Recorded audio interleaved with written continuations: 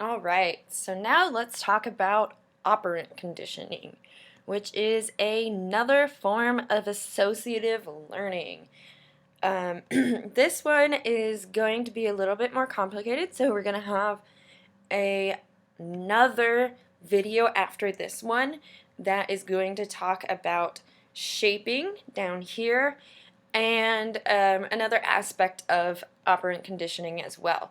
But this video, we're going to teach you the basics. What is operant conditioning? So operant conditioning is when an association is made between a behavior and the consequence for that behavior. So when you do something, what happens after that? So if I press a button on the vending machine, it gives me a soda. That is operant conditioning.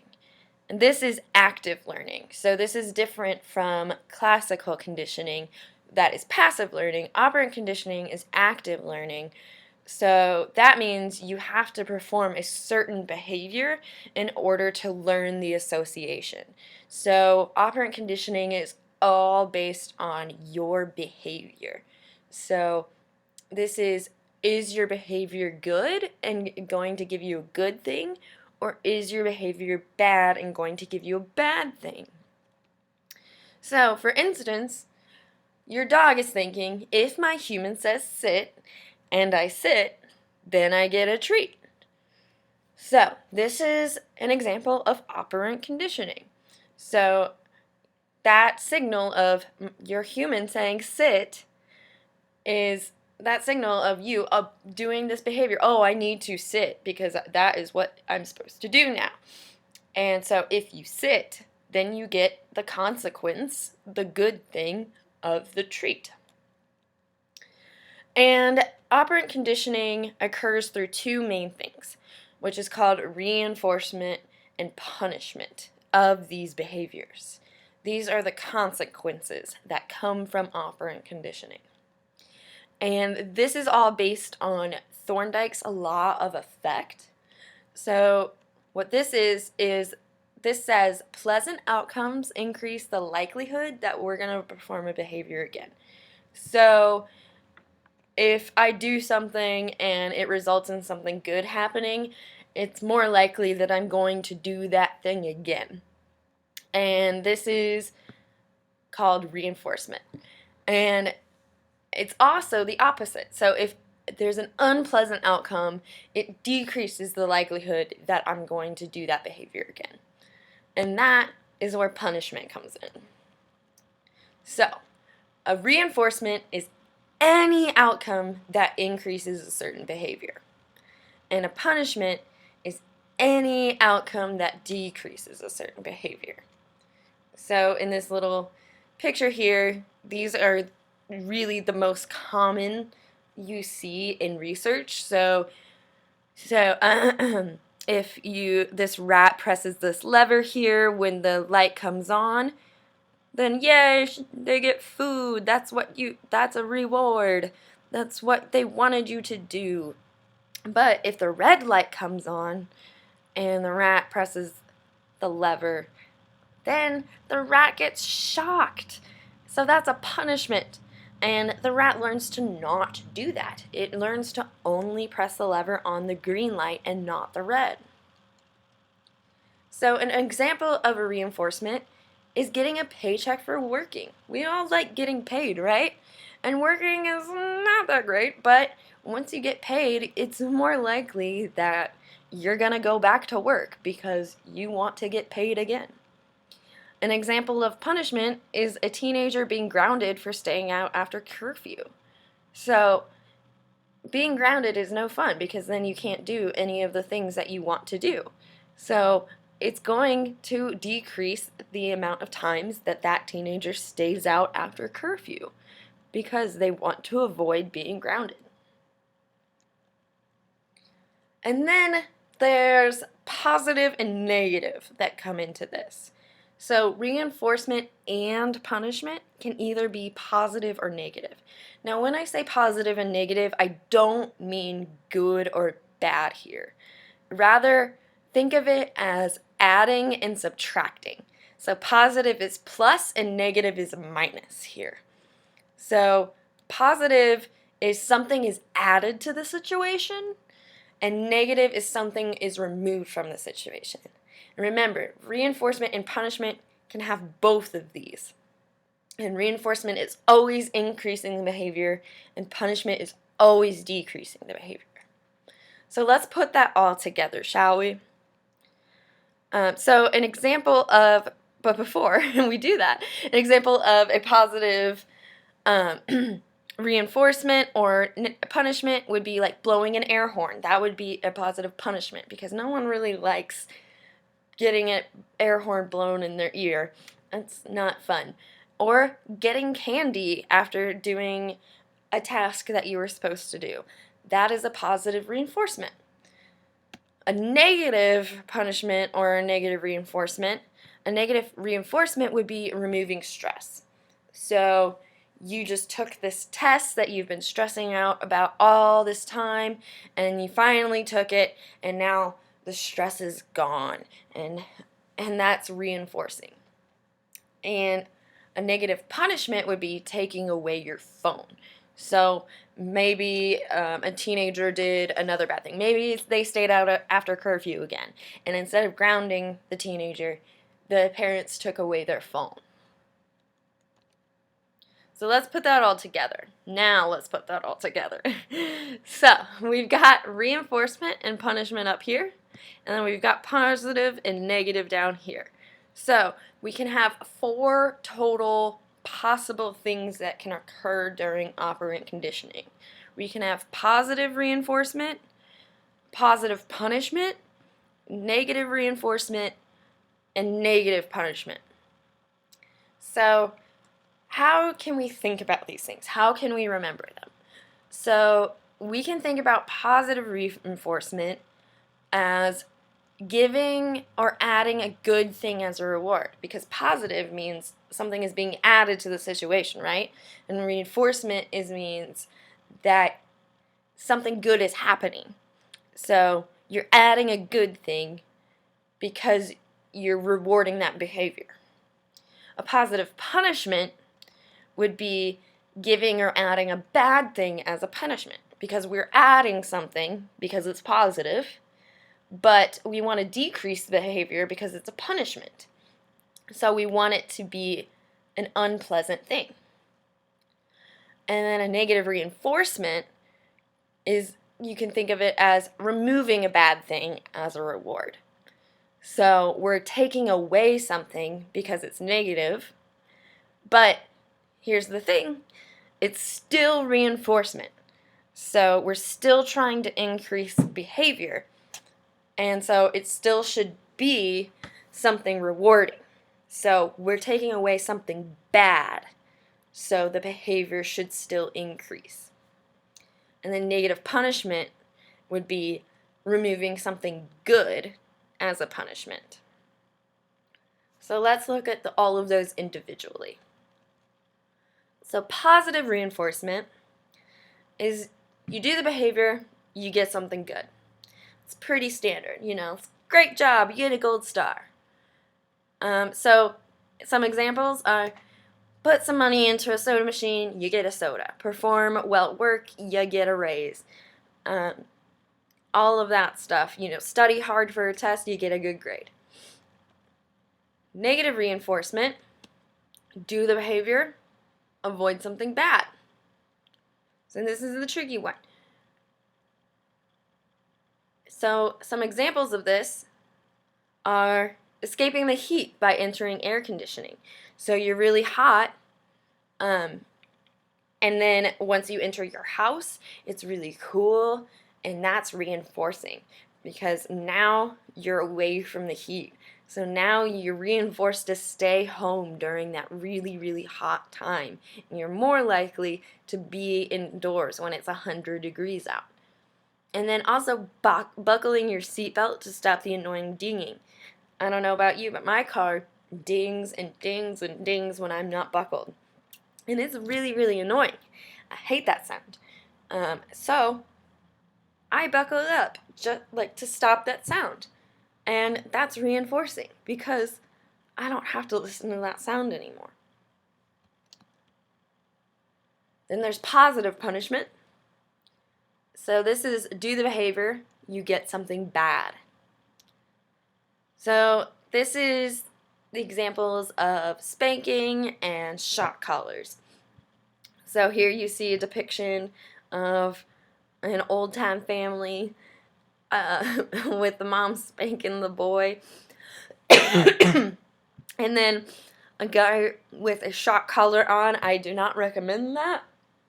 But yeah, if you put this on your dog or yourself, I guess, and you go out of the radius that is programmed for it, it will shock you because it is punishing you for going out of that parameter. And this little boy must have done something he was not supposed to do, so he is receiving a spanking and receiving pain. The negative punishment is do the behavior and something good is taken away from you. So some examples of this are timeout. So this could be, some people might think originally that this is adding something. You're making them go to timeout. That's adding a thing. Well, what is timeout really? Really, what timeout is taking away their free time. That's also what grounding is too. You're taking away the free time of the person. It's not necessarily adding anything. Really, what they have to do is sit there and not do anything, rather than do what they want to do. So that would be a negative punishment, because you're taking away what they want to do. And then you could also be more literal by like taking away car keys, taking away a phone, taking away their favorite toy, something like that. So, I'm going to quiz you real quick, okay? We're going to go through these. And I'm going to pause a little bit, so I want you to guess to see if you can get it. I'm going to go through a few of them, and I want you to see if you can guess whether it is a positive or a negative, and whether it is a reinforcement or a punishment, alright? So, yelling, "No, bad dog," at your dog when he digs in the yard. Is this positive or negative? So are we adding or subtracting something to this scenario? We are adding something. So it would be a positive situation. And is it a reinforcement or is it a punishment? Are we trying to increase or decrease behavior? We are trying to decrease behavior, so it would be positive punishment. Allowing students to skip the final exam if they have an A in the class. So are we adding something or removing something? We're removing something, so it would be negative. And then is this a reinforcement or a punishment?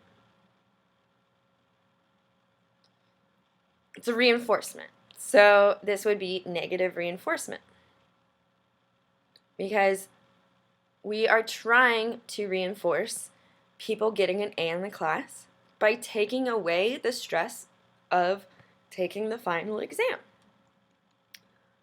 So, grounding your children when they receive bad grades. Are we taking away something or are we adding something? We are taking away something, because grounding is taking away their free time. They can't go out and do the things they want to do. And is this reinforcement or punishment? It's punishment, so this would be negative punishment. Alright, last one. Being awarded a medal for an act of bravery during service in the military. So are we adding something or taking away something?